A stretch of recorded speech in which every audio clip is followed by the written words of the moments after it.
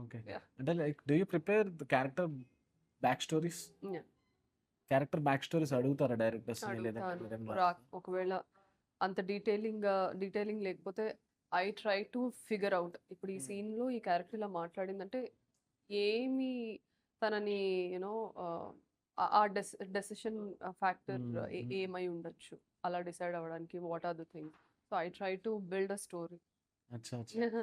అంటే మీ ఓన్‌గా బిల్డ్ చేసుకుంటారు. చేసుకుంటాను so that it will fit into the world of this that movie. అచ్చా! అచ్చా! ఓకే.